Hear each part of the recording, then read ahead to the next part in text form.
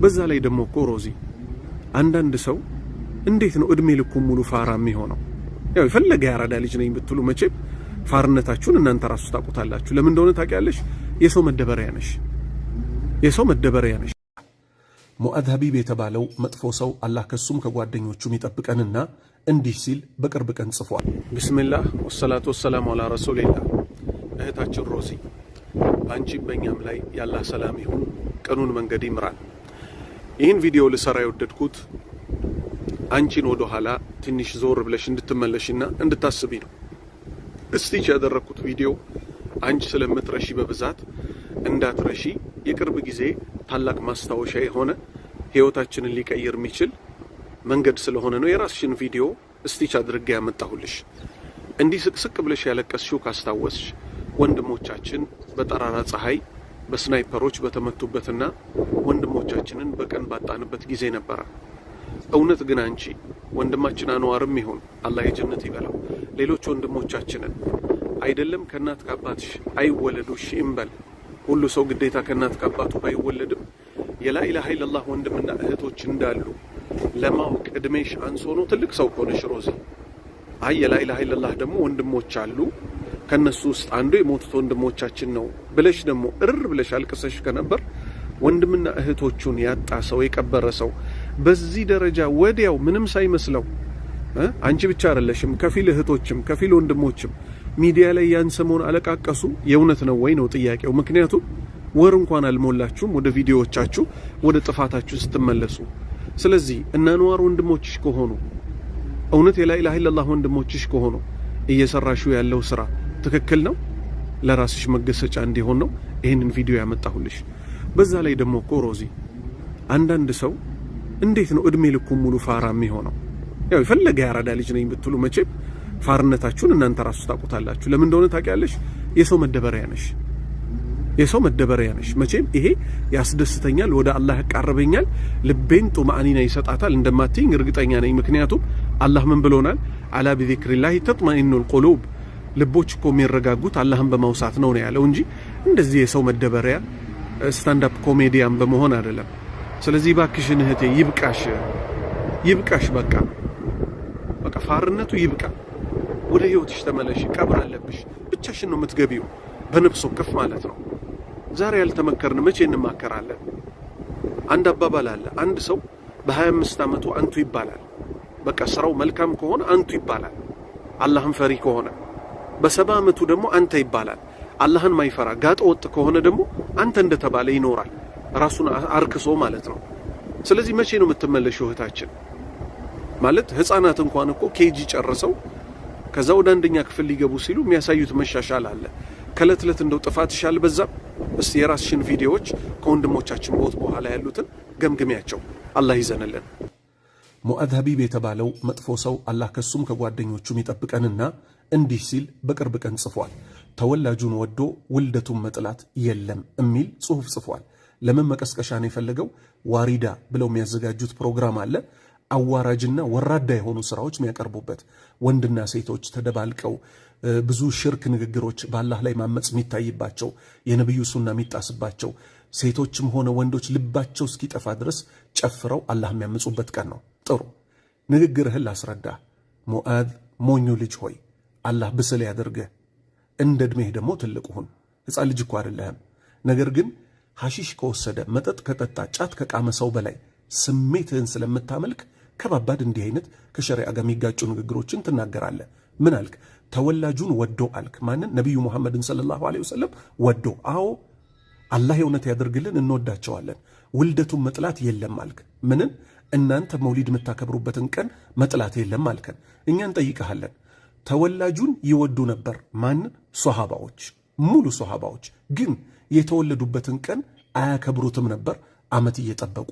አንተ እንደምትለው የነቢዩን ውልደት ሶሃባዎች ጠልተውታል ማለት ነው?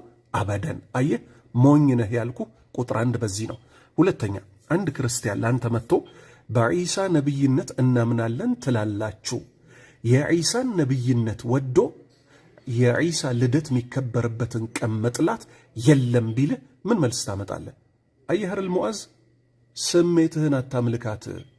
ከጫት ቃሚዎች፣ ከመጠጥ ጠጪዎች፣ ከሐሺሽ ወሳጆች በላይ ስሜትህን እየተከተልክ ነውና አላህን ልትፈራ ይገባሃል። ሹፍ እኛ ባላህ ፍቃድ ፈጅር ሰላት መስጂድ ሄደን እንሰግዳለን።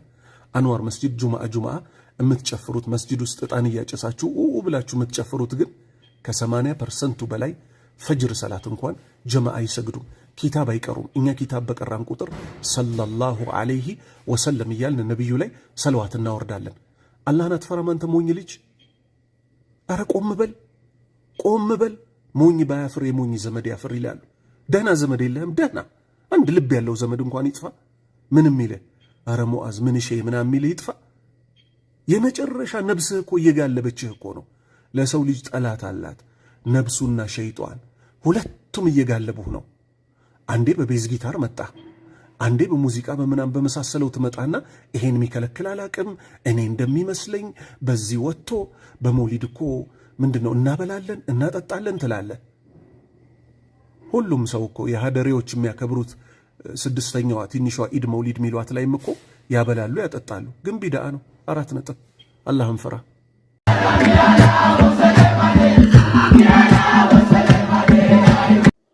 ብስሚላህ ወሰላቱ ወሰላሙ አላ ረሱሊላህ።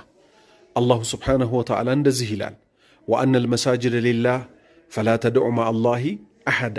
ትርጉም ወአነል መሳጅድ መስጅዶች እኮ ሊላህ ለአላህ ናቸው። ፈላ ተድዑ አትጣሩ፣ መዐላሂ ከአላህ ጋር ይሰመርበት። ይሄ መዐላሂ ከአላህ ጋር አሐደን አንድንም ግለሰብ አብራችሁ አትጥሩ። አንድንም አካል ከአላህ ውጭ ያለን ከአላህ ጋር አብራችሁ አትጥሩ። እዚህ አሁን ያሰማኋችሁ መግቢያ ላይ ያለው ክህደት ንግግር ነው። ምክንያቱም የአላህን መብት አሳልፎ ከአላህ ውጭ ላሉ አካላት መስጠት ነውና። ምንድነው እሱም የሰጡት? ሰላሜ አላ ገውሰል ዒባዲ ዳኢመን ቢላ አደዲ ይላሉ። ትርጉሙ ምን ማለት ነው? ሰላሜ አላ ገውሰል ዒባድ፣ የባሪያዎች የጭንቅ ገላጋይ በሆናችሁት ላይ እኮ የአላህ ሰላም ይውረድ። ዳኢመን ቢላ አደዲ፣ ዘውትር የማይቋረጥ የሆነ በእናንተ ላይ ይውረድ። ጥያቄው ምንድን ነው? የባሪያዎች የጭንቅ ገላጋይ ከአላህ ውጭ አለ ወይ ነው። ነቢዩ ሰለላሁ ዐለይሂ ወሰለም ታላቁ የአላህ ፍጡር የበድር ዘመቻ ቀን በጣም ጨንቋቸው አላህን ሙጥኝ አሉት። አላህ ይሄን ክስተት አስመልክቶ ምን አለ? ኢዝ ተስተጊቱነ ረበኩም ፈስተጃበ ለኩም። ጌታቸው አላሁ ስብሓነሁ ወተዓላን ጭንቅ ጥብብ ብሏችሁ ሙጥኝ ብላችሁ በለመናችሁት ጊዜ ማን? ነቢዩ ሰለላሁ ዐለይሂ ወሰለም እጃቸውን አንስተው ምን እስኪሉት ድረስ አላህ ሆይ ዛሬ ብንሸነፍ ከዚህ በኋላ እዚህ ምድር ላይ አንተን የሚገዛ አይኖርም ብለው የጭንቅ ጊዜ ዱዓ እስኪለምኑት ድረስ ተመልከቱ። እንግዲህ አላህ ምን አለ? ፈስተጃበ ለኩም አለ፣ መልስ ሰጣችሁ አለ። ስለዚህ የጨነቀውን ጥብብ ያለውን መልስ የሚሰጠው ማን ነው? አንድ አላሁ ስብሓነሁ ወተዓላ ብቻ ነው። ዛሬ ግን ተመልከቷቸው፣ እነዚህ ግለሰቦች መስጂድ ውስጥ ከአላህ ውጭ ያሉ አካላትን በአላህ ላይ ደርበው ይጠራሉ። ይሄም ክህደት ነው። የቃጥባሪዎች መንዙማ ሌላም አለ ከእስልምና ሙልጭ አድርጎ የሚያስወጣ ልክ እንደዚህኛው። ምን የሚሉበት? አደምን የፈጠረው ማን ነው? አቡል ጀበል የተባለው የቃጥባሬ ልጅ ነው ይላሉ። ማስረጃ ላምጣ። ምን የሚል መንዙማ አላቸው? ጥንት የሰራውን ጉድ አሁን ልናገረው፣ ያላህ ሹም እኮ ነው ሸልሞ የፈጠረው። የአደም ጭቃ ነው እጁን ያሳመረው፣ የአደም ጭቃ ነው እጁን ያጠቆረው ነበር ያሳመረ። ሌሎቹ ሲያቦኩ አቡል ጀበል ግርማ አለው ለመልኩ። አቡል ጀበል የተባለው ግለሰብ እኮ እጁ ላይ ጥቁር ምልክት ያለበት እኮ የአደም ጭቃ ተፈናጥሮበት ነው፣ የአደም ጭቃ ነው ያጠቆረው ይላሉ። ያም አይነት እኮ ነው የሚታየው በእግሩ ዋና ረጋጭ ነበር ደባልቆ አፈሩነ።